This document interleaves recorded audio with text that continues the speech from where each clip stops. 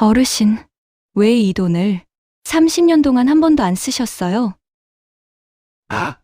이 돈은 제 돈이 아니거든요. 30년간 찾지 않은 통장의 잔액. 통장에는 어떤 비밀이 있을까요? 바람이 유독 차갑게 불던 어느 겨울날이었습니다. 작은 지방 도시에 있는 오래된 은행. 낡은 유리문이 삐걱거리며 열리더니 한 노인이 천천히 안으로 들어왔습니다. 낡아서 색이 바랜 점퍼, 밑창이 다른 운동화, 그리고 손에 들린 작은 통장 하나. 어디서나 볼 수 있는 아주 평범한 할아버지의 모습이었습니다. 창구 직원 김 씨는 그날도 늘 하던 대로 손님을 맞았습니다. 노인이 내민 통장을 받아들고 습관처럼 잔액 화면을 열었습니다. 그 순간이었습니다. 직원의 손이 멈췄습니다. 잔액 12억 4천만 원. 직원은 눈을 의심했어요. 혹시 화면이 잘못된 건 아닐까? 다시 한번 들여다봤습니다. 숫자는 변하지 않았어요. 12억 4천만 원. 틀림없었습니다. 그런데 더 놀라운 것이 있었습니다. 거래 내역을 펼쳐보니 마지막으로 돈이 들어온 날짜가 무려 30년 전이었어요. 그리고 그 이후로 단 한 번도 돈이 빠져나간 적이 없었습니다. 직원은 조심스럽게 물었어요. 어르신, 오늘 이 돈 찾으러 오신 건가요? 노인은 창구 앞 의자에 천천히 앉더니 조용히 고개를 저었습니다. 조용하고 담담하게. 아니요. 그냥 아직 그대로 있나 한번 보려고요. 직원은 잠시 말을 잇지 못했어요. 그리고 용기를 내어 한 가지를 더 물었습니다. 어르신, 왜 이 돈을 30년 동안 한 번도 안 쓰셨어요? 노인은 잠시 먼 곳을 바라보다가 아주 조용한 목소리로 대답했습니다. 아주 천천히.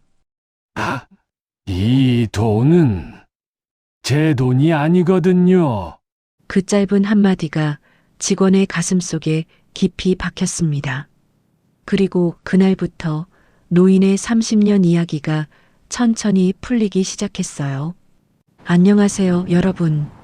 오늘 제가 들려드릴 이야기는요, 한번 들으면 오래오래 마음에 남는 이야기입니다. 그런데 이 이야기, 처음엔 그냥 정직한 노인의 감동 사연인 줄 알았어요. 저도 처음엔 그랬습니다. 그런데 이야기를 따라가다 보면 중간중간에 뭔가 이상한 장면들이 있어요. 노인 박 씨가 이상할 정도로 과거를 감추는 장면.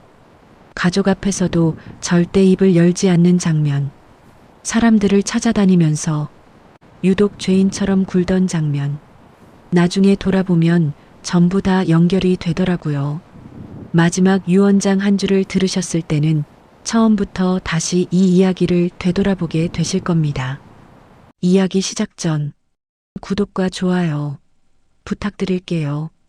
그리고 여러분의 생각을 댓글로 남겨주세요. 자, 이제 30년 전으로 시간을 돌려볼게요.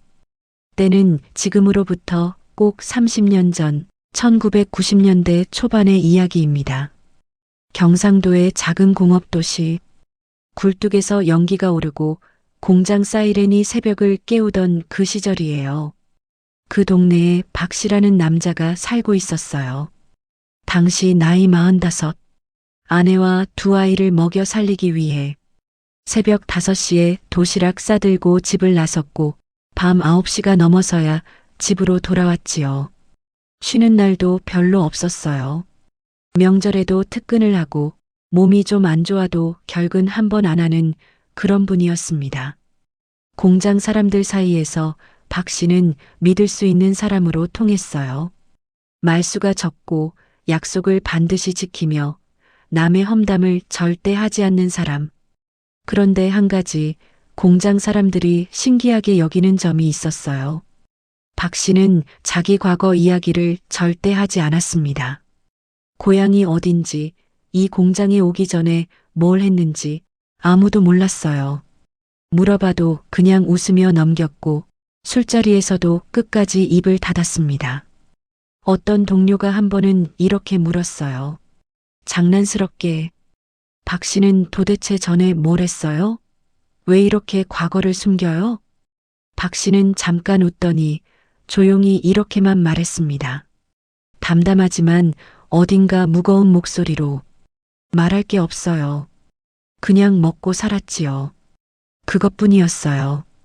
더 이상 아무 말도 하지 않았습니다. 그게 박 씨가 살아온 방식이었어요.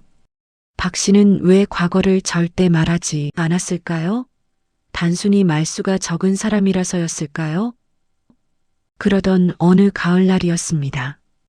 갑자기 공장 문이 잠겨버렸어요. 아무런 예고도 없이요. 출근하러 나온 직원들이 잠긴 철문 앞에 하나둘 모여들었습니다. 서로 눈을 마주치며 영문도 모른 채 그 철문만 바라보고 있었어요. 사장은 나타나지 않았습니다. 전화도 받지 않았어요.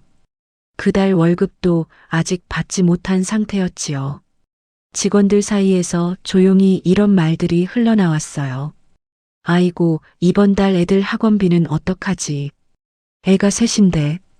또 다른 한 직원이 축 처진 목소리로 말을 합니다. 우리 어머니 약값이 이번 달에 좀 많이 나오는데.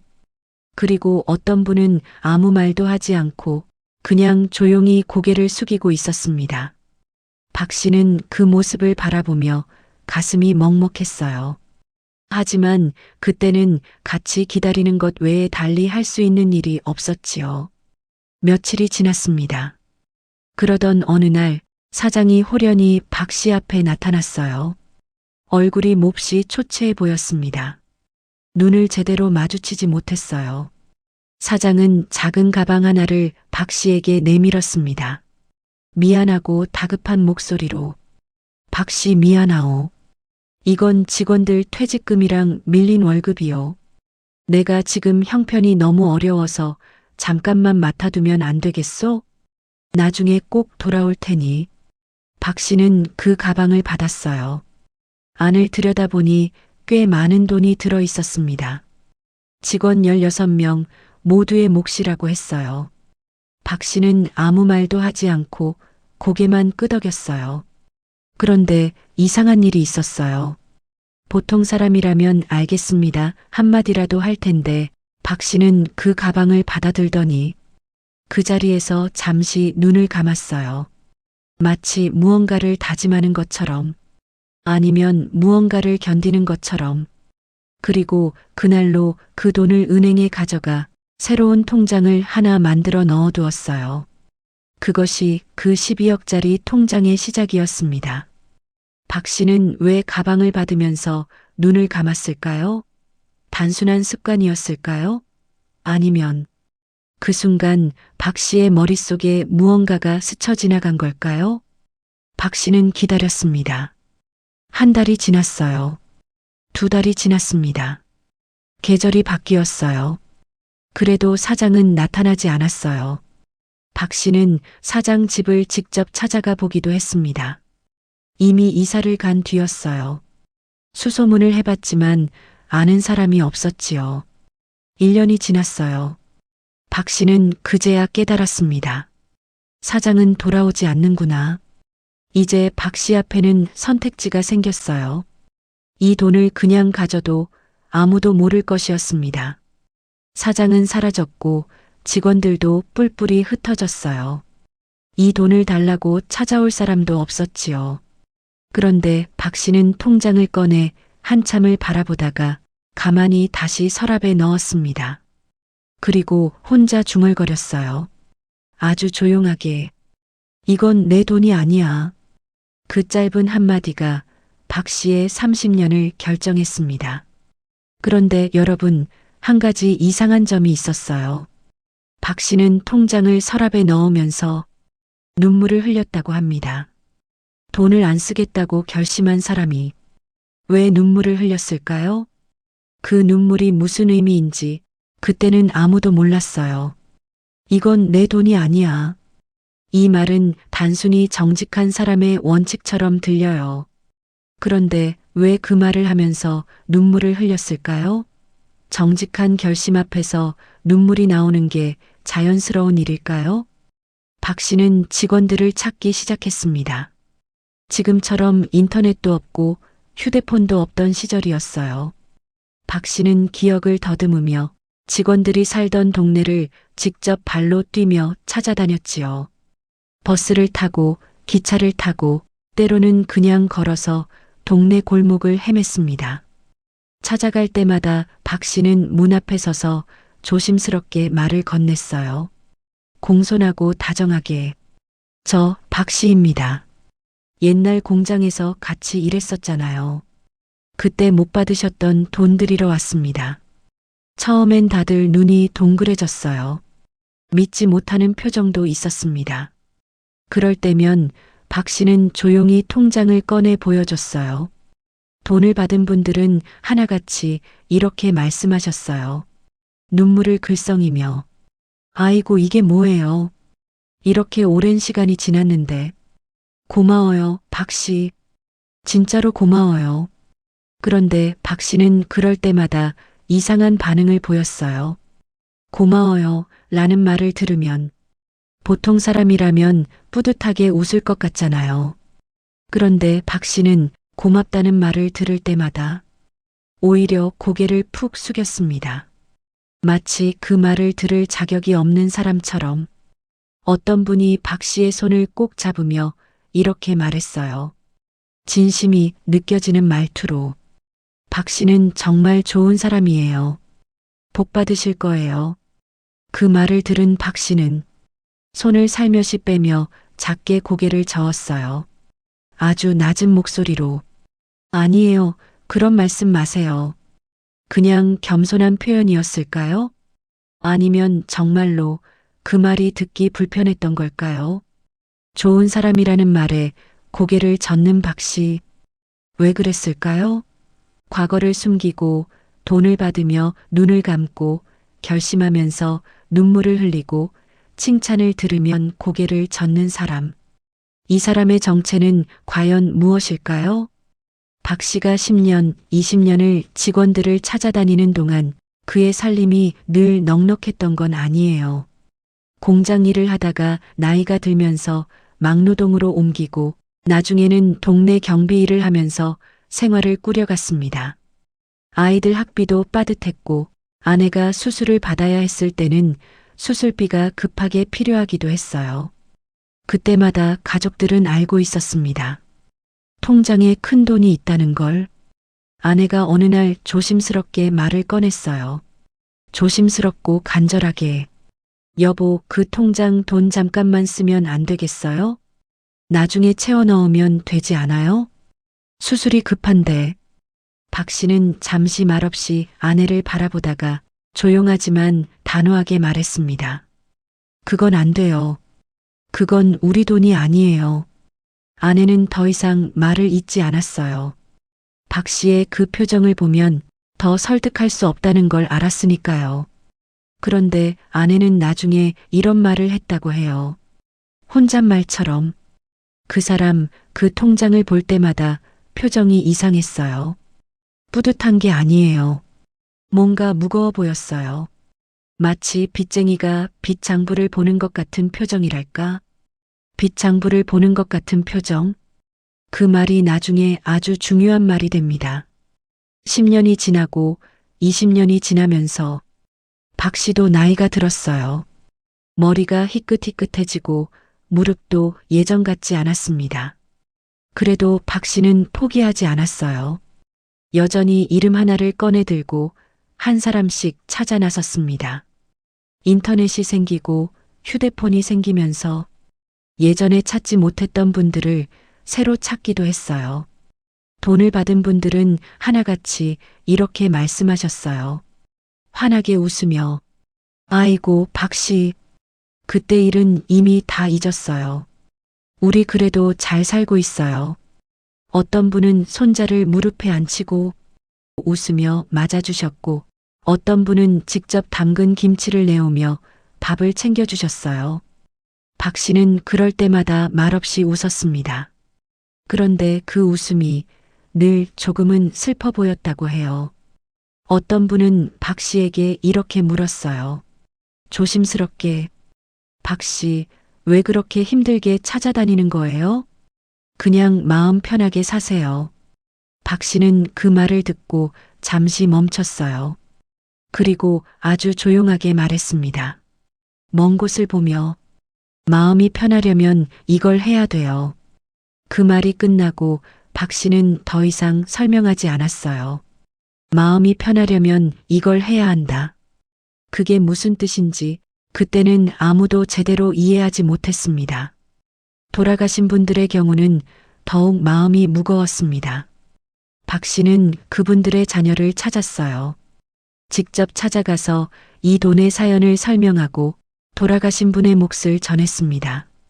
어떤 집에서는 중년의 아들이 나와 문을 열었어요. 박 씨가 자기 아버지와 함께 공장에서 일했던 사람이라고 하자 그 아들은 한동안 아무 말도 못했습니다. 당황하면서도 감동받은 목소리로 아버지가 그 공장에서 일하셨다는 건 알았는데 이런 분이 계신 줄은 몰랐네요. 박 씨는 고개를 숙이며 말했어요. 아버님이 참 성실하셨어요. 늘 묵묵하게 일하셨지요. 이 돈은 그분이 흘리신 땀의 값입니다. 그런데 그 아들은 이렇게 말했어요. 뭔가 이상하다는 듯. 그런데 박 씨 어르신도 그 공장에서 일하셨잖아요. 어르신 몫은요? 박 씨는 잠깐 굳어졌습니다. 그리고 아주 짧게 대답했어요. 단호하게. 저는 괜찮습니다. 그게 끝이었습니다. 더 이상 설명하지 않았어요. 그 아들은 이상하다고 생각했어요. 16명 중에 박 씨도 한 명인데 왜 자기 몫은 없다고 하는 걸까요? 그 의문은 아무도 풀지 못한 채 시간이 흘렀습니다. 박 씨는 자신의 몫을 빼놓았을까요? 단순히 양보한 걸까요? 아니면 자기 몫을 받을 자격이 없다고 생각한 걸까요? 이제 마지막 이야기가 남았어요. 지금까지 쌓인 단서들이 전부 여기서 연결됩니다. 그렇게 30년이 흘렀어요. 박 씨는 이제 75살이 되어 있었습니다. 무릎이 많이 아팠고 귀도 예전보다 잘 들리지 않았어요. 하지만 아직 딱 한 가지 일이 남아 있었지요. 직원 16명 중에서 딱 한 사람을 아직 찾지 못하고 있었습니다. 그 사람은 공장에서 가장 나이가 어렸던 청년이었어요. 고향이 어딘지도 제대로 몰랐고 연락처도 없었습니다. 박 씨는 그 청년의 몫만큼은 통장에 그대로 남겨두었어요. 그래서 그날 은행에 온 거였습니다. 통장이 아직 살아있는지 돈이 그대로 있는지 확인하러. 창구 직원 김 씨가 조심스럽게 물었어요. 어르신 혹시 그 청년분을 지금도 찾고 계신 건가요? 박 씨는 천천히 고개를 끄덕이며 대답합니다. 아직은 못 찾았어요. 하지만 어딘가에 살아있을 겁니다. 사람이 그렇게 쉽게 사라지지는 않으니까요. 그리고 박 씨는 자리에서 일어섰어요. 낡은 점퍼를 다시 여미며 천천히 은행 문을 향해 걸어갔습니다. 문 앞에서 잠깐 멈추더니 혼자 중얼거리듯 말했어요. 아주 작게, 이번 생엔 다 못 갚아도 그래도 할 수 있는 만큼은 했다. 그 말이 직원 김 씨에게 들렸어요. 이번 생엔 다 못 갚아도 갚는다는 말. 직원 김 씨는 그 말이 내내 마음에 걸렸어요. 뭘 갚는다는 걸까요? 직원 김 씨는 그날 이후 이 이야기를 오래도록 잊지 못했어요. 30년 동안 이자가 붙고 또 이자에 이자가 붙으면서 원래보다 훨씬 불어난 거였습니다. 박 씨가 처음 맡았던 돈은 그보다 훨씬 적었어요. 그런데 박 씨는 그 이자까지도 단 한 푼 건드리지 않았지요. 박 씨는 담담하게 말합니다. 이자도 원래 그분들의 몫이에요. 제가 쓸 수 없지요. 그리고 이 말도 참 이상하게 들리죠. 이자도 자기 것이 아니라는 말. 왜 박 씨는 그렇게까지 철저하게 선을 그었을까요? 자기가 쓸 수 없는 이유가 단순히 그 돈이 남의 것이기 때문만이었을까요? 아니면 그 이면에 다른 이유가 있었던 걸까요? 그로부터 몇 해가 더 지났습니다. 어느 날 직원 김 씨는 뜻밖의 소식을 들었어요. 박 씨 어르신이 세상을 떠나셨다는 것이었습니다. 장례식은 조용했어요. 가족들과 몇몇 이웃들만 자리를 지켰지요. 크게 요란하지 않은 그 어르신의 살아온 모습과 꼭 닮은 배웅이었습니다. 김 씨는 문득 그 통장이 생각났어요. 조심스럽게 확인해 봤어요. 잔액 12억 4천만 원. 한 푼도 줄지 않았습니다.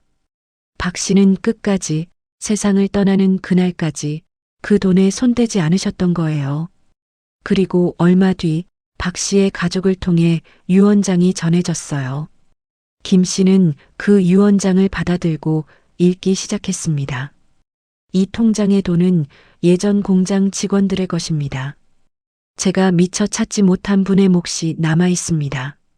이 돈은 부디 그분께 전해지거나 그분의 가족을 찾아드려 주시기 바랍니다. 내가 찾은 분들은 이미 서로 도우며 잘 살고 계셨습니다. 그것으로 충분합니다. 그것으로 충분합니다. 그 5글자를 읽고 직원 김 씨는 잠시 눈을 감았어요. 그런데 손을 놓지 못했습니다. 유언장 맨 마지막 아주 작은 글씨로 딱 한 줄이 더 적혀 있었거든요. 처음엔 그냥 날짜나 서명인 줄 알았어요. 그런데 자세히 들여다보니 그건 메모였습니다. 힘없는 노인의 손글씨로 적힌 단 한 줄. 그 한 줄에는 이렇게 적혀 있었어요. 나는 젊은 시절 함께 일하던 동료의 돈을 훔친 적이 있습니다. 직원 김 씨는 눈을 의심했습니다. 다시 읽었어요. 또 읽었어요. 글씨는 변하지 않았습니다. 김 씨는 숨을 참은 채로 그 다음 줄을 읽어 내려갔어요. 그 사람은 아무것도 몰랐습니다. 저는 그 뒤로 공장을 옮겼고 그 사람과 다시는 마주치지 않았습니다. 새로 들어간 공장에서도 그 일이 자꾸만 생각났어요. 그러다 사장이 제게 돈을 맡기던 날 저는 그 가방을 받으면서 생각했습니다. 이건 내가 받아서는 안 되는 사람이다. 제가 그 돈에 손을 대지 못한 건 정직해서가 아니었어요. 두려웠기 때문입니다. 또다시 남의 것을 건드리는 사람이 될까봐. 저는 착한 사람이 아닙니다. 그냥 더 이상 나쁜 사람이 되고 싶지 않았던 것 뿐입니다. 그리고 언젠가는 그 동료에게 갚아야 한다고 생각했어요. 이름도 얼굴도 이제는 기억이 잘 나지 않지만 다른 누군가의 것을 끝까지 지켜냄으로써 조금이라도 갚을 수 있을 거라 믿었습니다. 이 통장은 그 30년의 기록입니다. 직원 김 씨는 유언장을 손에 쥔 채로 한동안 움직이지 못했습니다. 이제서야 그동안의 의문이 해결이 되는 듯 했어요. 과거를 절대 말하지 않았던 노인.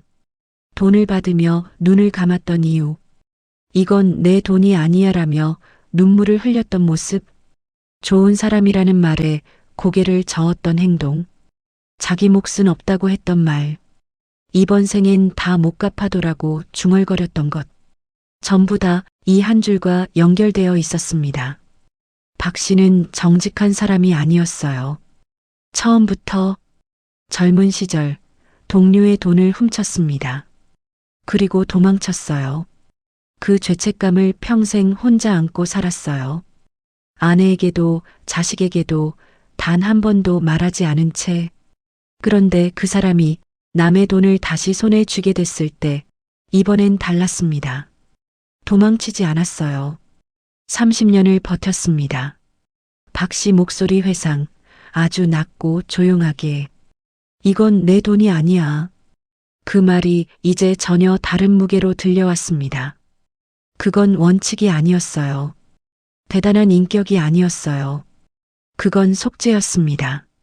젊은 날 빼앗아버린 그 동료에게 이름도 얼굴도 이제는 기억나지 않는 그 사람에게 평생 갚지 못한 그 빚을 다른 사람들의 돈을 끝까지 지켜냄으로써 조금씩, 아주 조금씩 갚으려고 했던 거예요. 30년 동안 통장에 손을 대지 않은 건 박 씨가 강해서가 아니었습니다. 자기 자신이 무서웠기 때문이에요. 다시는 그런 사람이 되지 않겠다는 그 하나의 다짐으로 버텨온 30년이었습니다. 직원 김 씨는 유언장을 조용히 내려놓고 한참을 창밖을 바라보았어요. 세상엔 두 종류의 사람이 있을지도 모릅니다. 처음부터 좋은 사람, 그리고 나쁜 짓을 한 뒤 평생을 걸어 좋은 사람이 되려 한 사람. 박 씨는 후자였어요. 그리고 어쩌면 그쪽이 더 오래되고 더 무겁고 더 진한 이야기인지도 모릅니다. 이 이야기를 처음 들으신 분들은 이런 질문을 많이 하십니다. 왜 그랬을까요? 아무도 모르는데 그냥 가지면 됐을 텐데. 이제 그 답을 알 것 같아요. 박 씨는 이미 한 번 그 선택을 한 사람이었습니다. 젊은 시절 아무도 모를 때 남의 것을 가져버린 사람. 그리고 평생 그 선택을 후회하며 살았어요. 두 번째 기회가 왔을 때 박 씨는 다르게 살기로 했습니다. 아무도 시키지 않아도, 아무도 알아주지 않아도, 심지어 유언장에서조차 자신을 착한 사람이라고 부르지 않았어요. 그냥 더 이상 나쁜 사람이 되고 싶지 않았다고 했습니다. 그게 전부였어요. 통장 속의 숫자는 12억 4천만 원이었지만 그 안에 담긴 것은 그것보다 훨씬 무거운 것이었습니다. 용기, 속죄, 그리고 끝까지 포기하지 않은 변화. 박 씨는 화려하게 살지 않았어요. 크게 성공하지도 않았습니다. 하지만 그는 가장 어려운 일을 해냈어요. 자기 자신을 바꾼 것입니다. 사람들은 종종 이런 말을 합니다. 요즘 세상에 그런 사람이 어디 있어. 저도 처음엔 그랬어요. 그런데 이 이야기의 끝을 알고 나서 저는 생각이 많이 달라졌습니다. 박 씨는 처음부터 좋은 사람이라 한 일은 아니었어요. 실수도 했고, 죄도 지었고, 도망도 쳤습니다. 그런데도 남은 삶을 그렇게 살았어요. 어쩌면 그게 완벽한 사람의 이야기보다 훨씬 더 우리 가슴에 오래 남는 이유인지도 몰라요. 우리도 마찬가지잖아요. 살면서 한 번쯤은 후회되는 일을 한 적이 있을 거예요. 말 못할 기억을 가슴에 품고 사는 분들도 계실 거고요. 박 씨가 우리에게 말해주는 건 이거예요. 늦지 않았다는 것. 지금부터라도 자기 자리에서 조금 더 나은 선택을 해나가면 된다는 것. 바람이 차갑던 겨울날 낡은 운동화를 신고 은행 문을 열던 그 노인처럼 완벽하지 않아도 자기 자신이 무서워서라도 끝까지 옳은 일을 하려 했던 사람. 그 사람이 우리 곁에 있었습니다.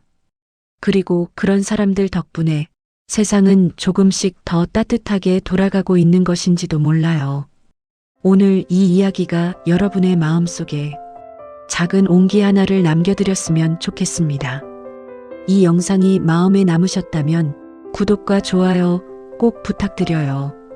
여러분의 응원이 저한테는 정말 큰 힘이 된답니다.